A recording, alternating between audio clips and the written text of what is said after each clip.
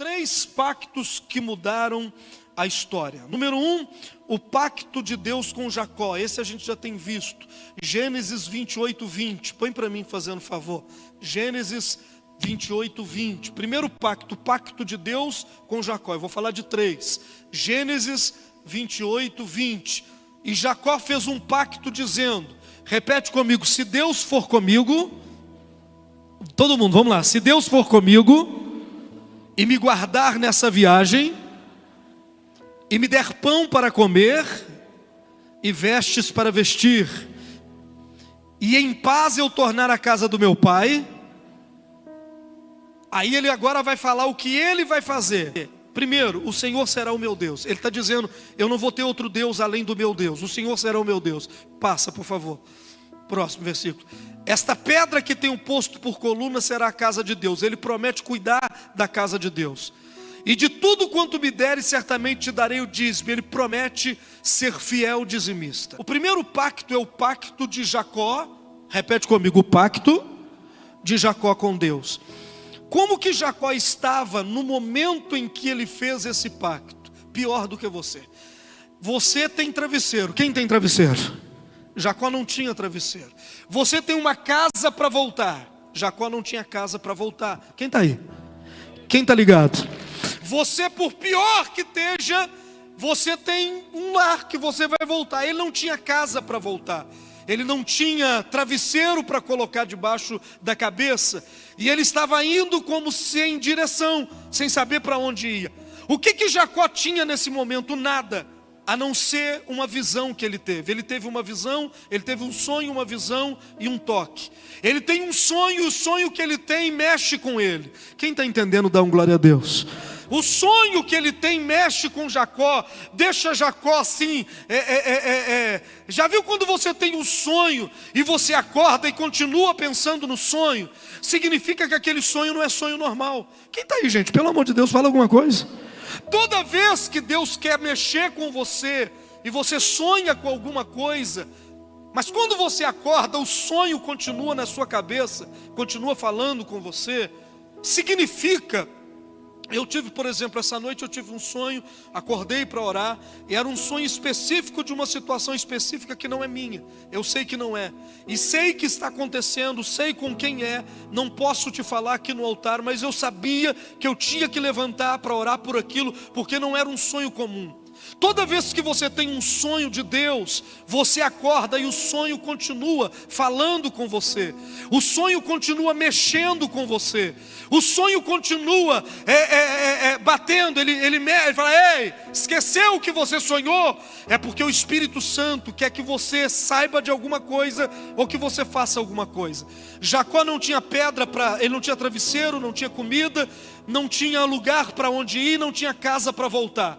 Mas ele tem um sonho, e o sonho é uma escada que está colocada entre o céu e a terra.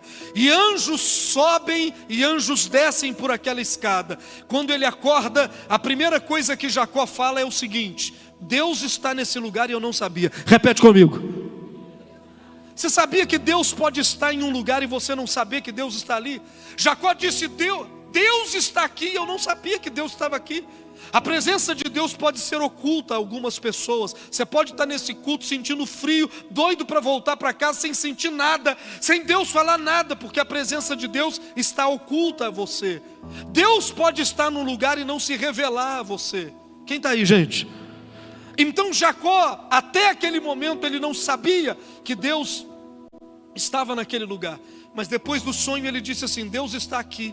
E eu não sabia que Deus está aqui. Então ele faz um pacto pedindo a Deus algumas coisas. A primeira coisa que ele pede a Deus é a presença de Deus. Se Deus for comigo nessa jornada, toda vez que você vai fazer um pacto, você tem que pedir algumas coisas. O seu pacto tem que incluir coisas que você quer que Deus faça por você e coisas que você quer fazer para Deus. Isso é um pacto. Pacto, ele inclui coisas que eu faço para Deus e coisas que Deus vai fazer para mim. Então as coisas que Jacó queria que Deus fizesse para ele era que Deus vá comigo nessa jornada. Ele pediu a presença de Deus. Segundo, como ele não tinha o que comer e nem roupa para vestir, ele falou, eu preciso que o Senhor me dê pão para comer, comida, e eu preciso que o Senhor me dê roupa, porque eu saí de casa sem nada, sem dinheiro, não tenho nada. Eu preciso então que o Senhor vá comigo, e que o Senhor me dê comida, e que o Senhor me dê roupa. Quem está aí, dá um glória a Deus. Você pode fazer um pacto assim? Pode. Você pode falar: Deus, eu preciso de uma casa.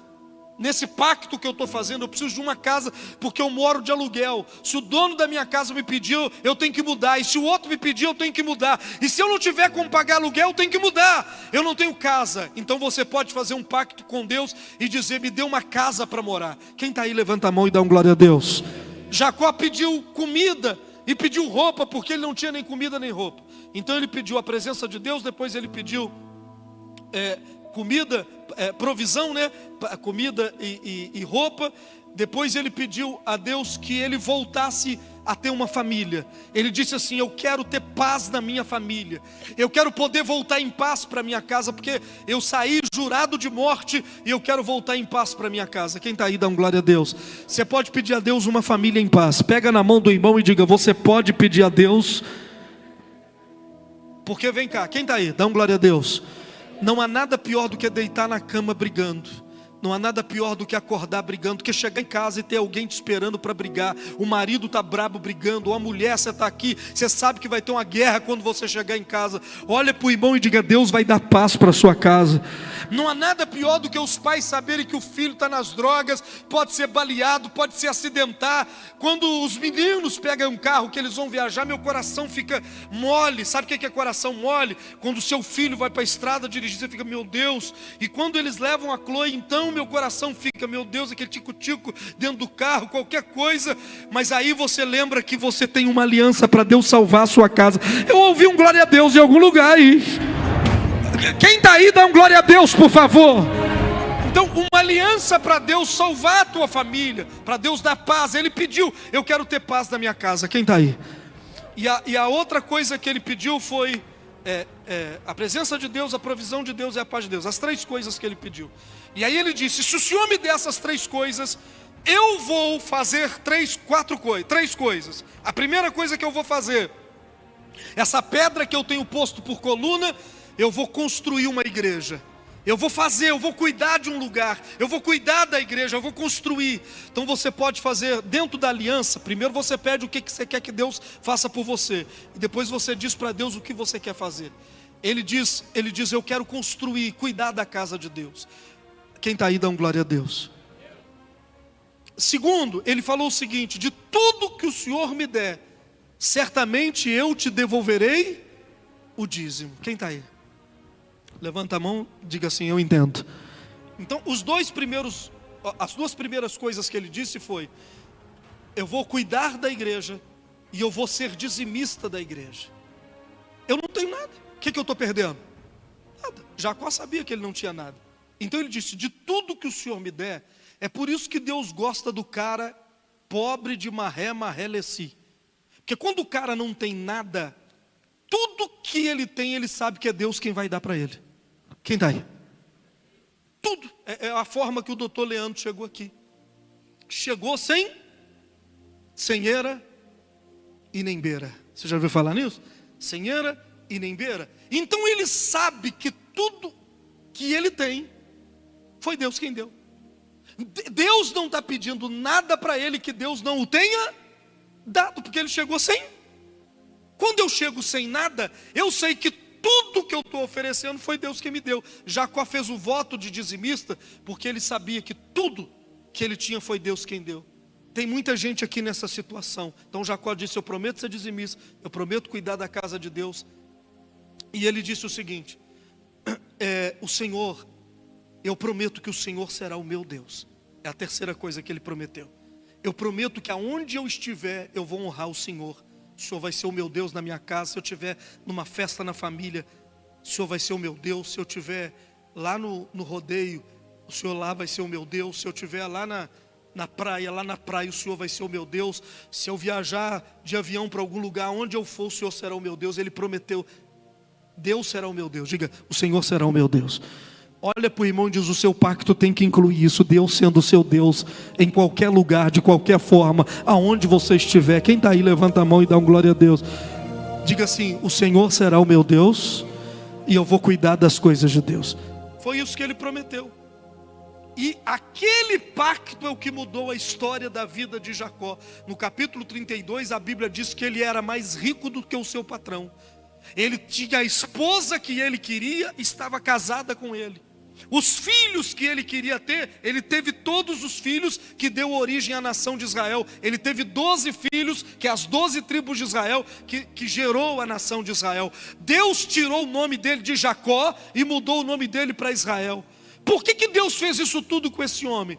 Por causa de um pacto. Quem está aí, dá glória a Deus. O segundo pacto que eu quero falar com você é o pacto de José.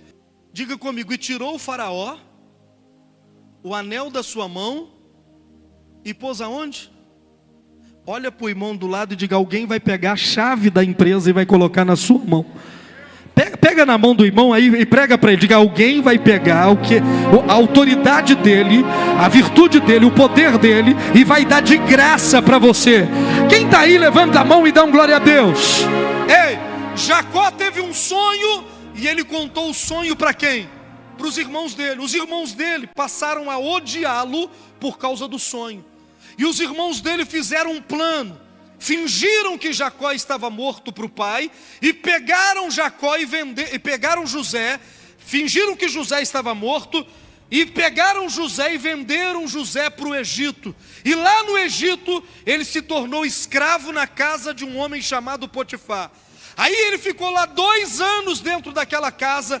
Quando a mulher do dono da casa se interessou por ele, mas ele não quis nada com a mulher.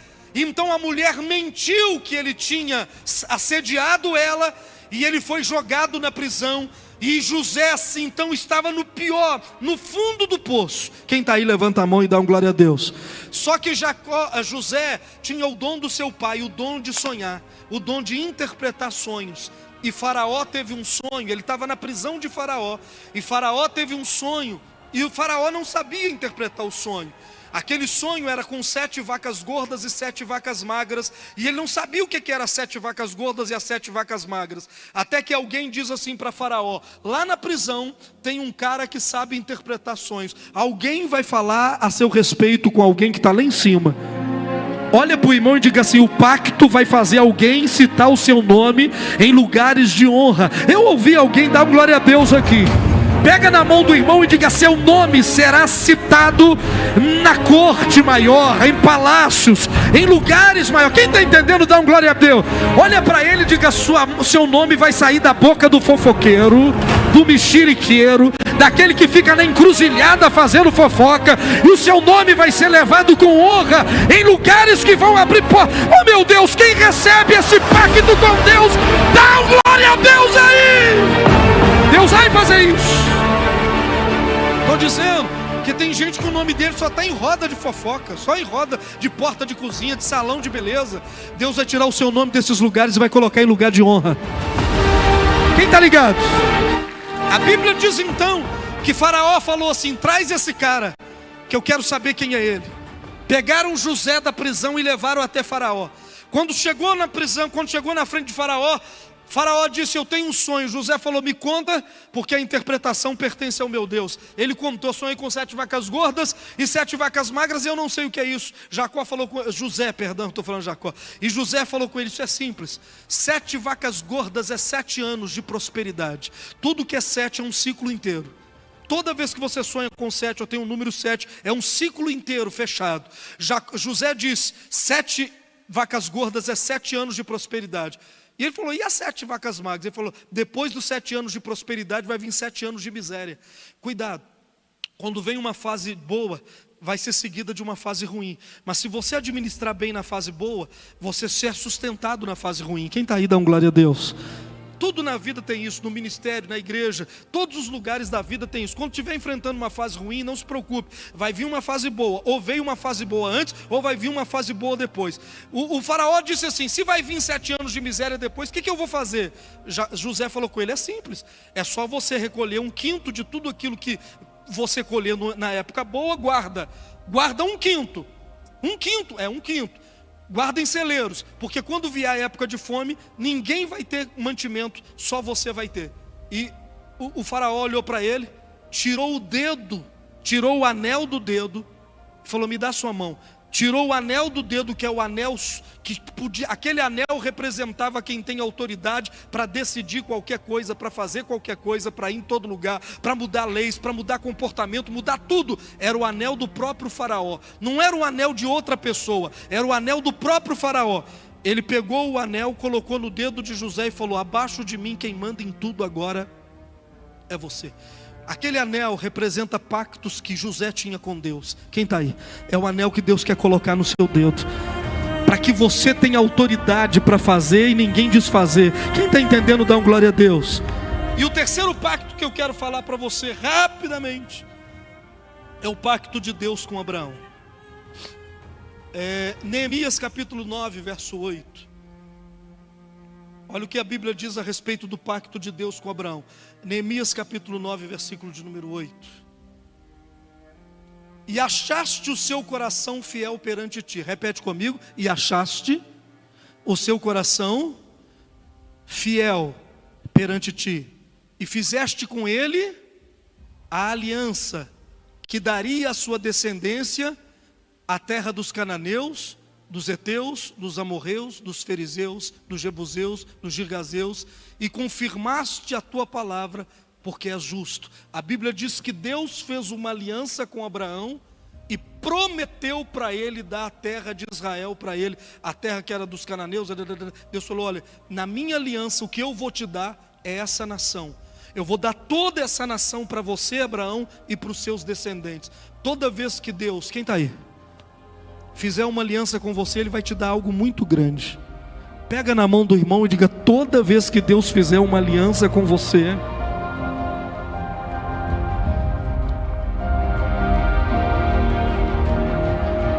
Deus não vem de mãos vazias, Ele vem com algo muito grande para te entregar.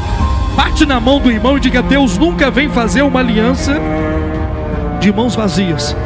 Ele sempre traz algo muito grande, uma unção, Pedro, muito grande, uma glória muito grande, uma vitória muito grande. Quem está aí, pelo amor de Deus, reage, fala alguma coisa. Diga assim: eu vou com sangue e ele vem com algo muito grande. Deus viu que o coração de Abraão era leal, era um coração fiel. E Deus fez uma aliança com ele, dizendo: eu vou te dar toda essa terra pertence a esses caras, mas eu vou tirar desses caras e vou dar para você. Quer profecia boa ou profecia ruim? Boa ou ruim? Deus vai tirar algo de alguém infiel e vai dar para você que é fiel. Pega na mão do irmão e diga: Deus vai tirar de alguém que é infiel.